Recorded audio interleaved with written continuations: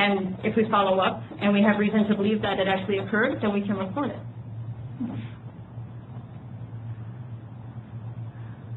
You testified earlier that you have pictures of the children's self-harm. Yes. Did you produce these to anyone? Yes, the boy support team and the therapist. And can you remind us what you mean by the boy support team? Megan Hackler, Alex Eashog, the guardian ad litem, McKelty Blum. If they had a mental health case manager, then they were included too, because they were at those meetings too. Their therapist, and sometimes their psychiatrist. So with the letters that you sent to DHS requesting reconsideration, you included several photos, correct? With regard to self-harm? No, just photos in general. Oh, yes, I believe so. But you didn't include those photos. Correct. These photos.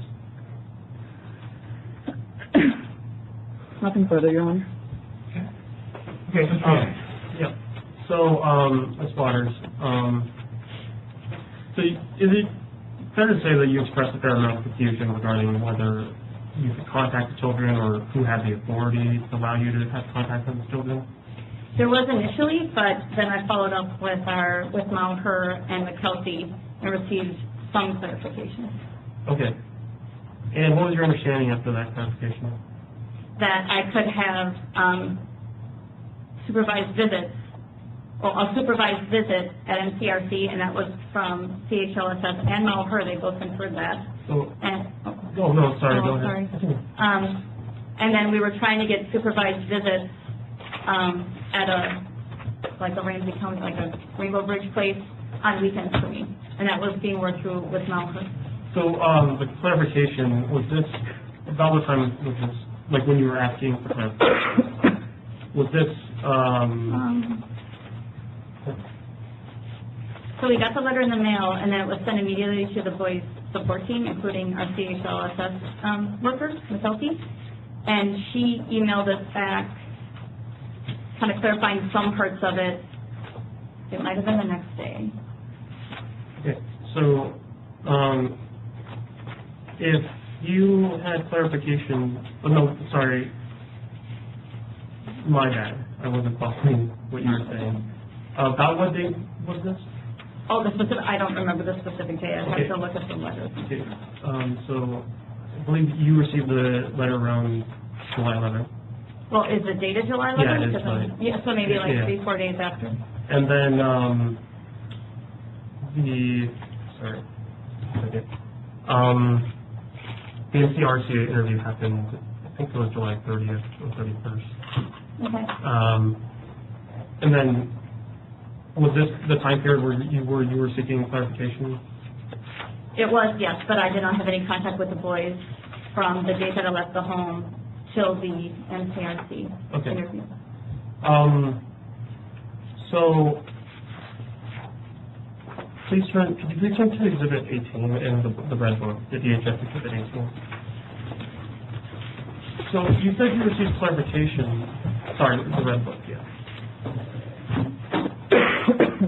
18? Yes, 18. From McKelty and Malher that you could have contact in a supervised setting, right? They weren't very clear on that. It was just, the discussion was more with regard to the NCRC thing. Because we were trying to figure out, from when we got that letter, we were trying to figure out if I could have supervised visits, what it really means. I even called DHS, the number that was on it for clarification, and was told to talk to the licensing worker. Like, we were doing everything we could and sending emails to people to figure out how I could see the kids. Okay, so is it true, didn't your husband testify that you've had supervised visits since that time? Since what time? Since the NCRC interview. In Clay County. So you've had them in Clay County. Correct. And you've been there. It wasn't just your husband. No, it was both of us. Okay. And also since this August 5th email that you and your husband sent to DHS. Yeah, what was after that? Okay. So if you thought that, so you asked the DHS for clarification about whether you contacted them? That's my understanding of this letter. Is that correct?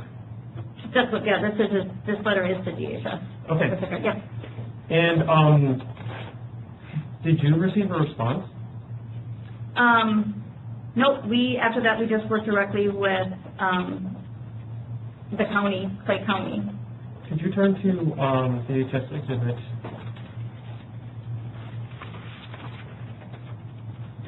5 in the book? You recognize this document, right? I've seen it before, yeah. Okay, and, so, this is the document that was put together by, Jill Johnson Schultz, responding to your various reconsideration requests. So you submitted many documents with DHS, right? Is it fair to say, based on this and Ms. Johnson Schultz's testimony, that she considered, she looked at those documents? Looked at the documents I sent? Yeah, that you sent in? I can't remember if she said she reviewed them or not in her testimony. Okay. Does it say in here that she looked at these documents? So I would point you to DHS 12. DHS 12, I'm sorry. The base stamp Oh, on Exhibit 5. So where about on the page is it? It's 9. So the number 9. So DHS Exhibit 5, and the page is DHS 12. Okay, and so within the 5 subparagraphs? And then number 9, it says any other information, other information. So it looks like here she considered a lot of the materials that you submitted. And she, okay, no. I don't know. Go ahead. Oh, is there a question for her? Yeah. Did she consider a lot of the materials that you submitted? Objection, speculation. Document speaks for itself. Okay. Judge? Is that your view? Is that your understanding? It's my understanding that she might have looked at some of the stuff, but not, that everything was given different weights, kind of is how I read that. Like this was given some weight and that was given some weight. Okay. And then, so you reviewed this letter, right? And you reviewed this letter. Mm-hmm. Could you remind me of your educational background? Pre-law with speech communications and a science background, American Sign Language. Did you mention a paralegal degree? Oh, yeah, that was part of the undergrad. Yep. Okay. So, okay, thanks for that. Mm-hmm. And then, so, what was your understanding of what this meant in regards to Exhibits 1 and 2, which were the order of removal and the disqualification letters? How this page relates to those two documents? Yes. To me, this just says that she didn't give my documents considerable weight based on information that's actually missing from her reconsideration. Apologies, I meant the entire document. Oh, So, this was in October 9th of last year. I don't remember So- what I was thinking. okay, so what does this document say about, well,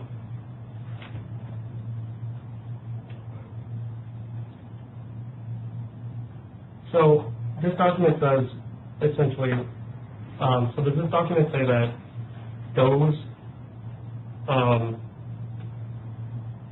so I would point you to, it's that paragraph under number 9, Okay. and it starts with, sorry, it says therefore your, Oh, I see it. Therefore, your disqualification has not been set aside. and could you continue reading? Oh, I'm sorry. Sure. A variance has not been granted for the child foster care program. DHS previously ordered your immediate removal from any position allowing direct contact with or access to persons served by DHS licensed programs. That order remains in effect. What, do you remember, if you remember that, or had any understanding of what that meant? I remember that this is saying that order remains in effect, because Okay. that's pretty common language there. But other than, like, the other stuff, are you referring to anything specific? No, just that. Oh, okay. Okay. So, did you understand this as a response to any request for visitation? This letter to that? No. But you understood that the order